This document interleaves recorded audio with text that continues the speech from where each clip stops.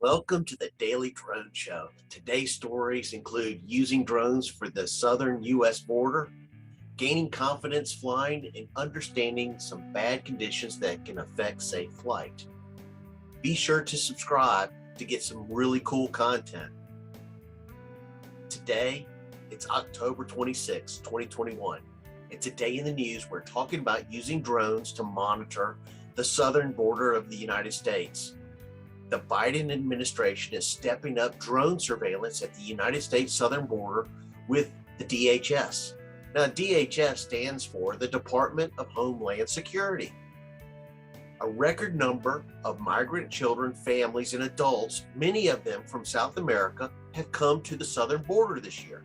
In fact, the administration was caught flat-footed when roughly 15,000 Haitian migrants camped out last month under a bridge in Del Rio, Texas.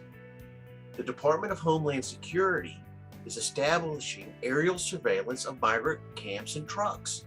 The thought is, be able to gather as much information as possible so that you can prepare for what's coming.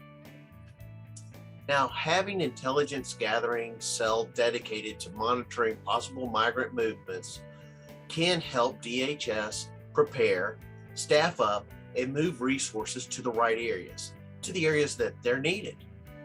And using drones for surveillance can also help the DHS better combat disinformation that cartels and smugglers are telling migrants who are considering making the dangerous and long journey to the United States. Let's hope the drone program does a lot to alleviate the southern border. Well, it's time to build 500 flights and counting. If you love construction and drones, then we've got something for you. We filmed the construction of a residential home from both the ground and the air over a 10-month period. So let's see what's happening today. Today is episode 16, Gaining Confidence. Look at how much has already been completed. When the framers are working, they really get a lot done. I'm also developing new shots, but I'm also perfecting my older ones. The bird's eye is perfect to show the overall progress of construction. And then I'm combining it with low flyovers and close-ups. The left side of the home was the easiest for me to film and fly because it was relatively unobstructed, and I could really get close up to the project. I was also learning about my camera settings and how many pictures and videos I could put on an SD card. You know, at different times of the day, I would sometimes get overexposed pictures that would have to over and auto-correct. As the framing was being completed, I found that the rotational points of interest could really show a lot from different heights. And because of all the flying that I was doing on the property when the workers were not present, I was able to keep the drones safely away from the workers when they were on site. I was sure making progress, and I didn't want to put any workers in any harm's way. The more I flew, the greater my skills were becoming, and as I gained that experience, my confidence began to grow. By not taking chances at the beginning, I had developed good, consistent skills that I used throughout the rest of the project. It also helped me with situational awareness and understanding the airspace. Now, the weather conditions were great for flying. It hadn't rained in a while, and the only issue that I was beginning to run into was the heat. It was a really hot summer. So kick back and look at what I did.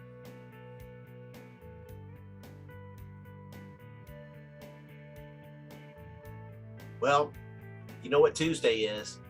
It's time for Tuesday's Tips from the Air. Today I'm going to discuss the I'm Safe flying.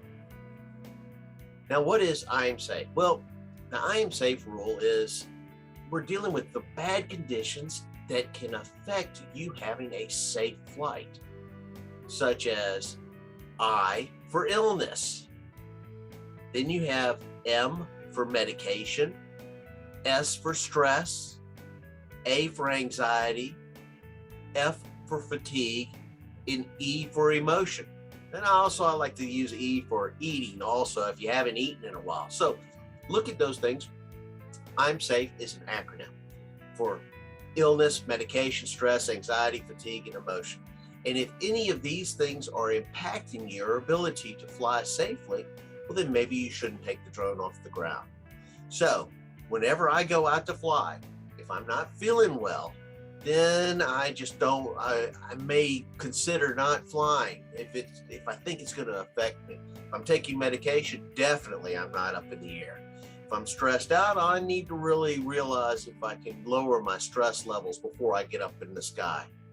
Anxiety, well, we all suffer from anxiety, and my anxiety has come really when I've been in the air and I've gotten, into a situation or predicament. But as I gained the confidence, like I was telling you, the anxiety level went down. Fatigue, if you're not getting enough sleep, if you're just tired, if you've done a lot during the day, some of these days that I was flying the project for 500 flights, I was flying for 13 hours for the day. So at the end of the day, it started to get a little bit, the fatigue would start to settle in, but never enough to prevent me from flying. And then finally, emotions. My emotions were always good when I was in the sky. So remember the I am safe rule.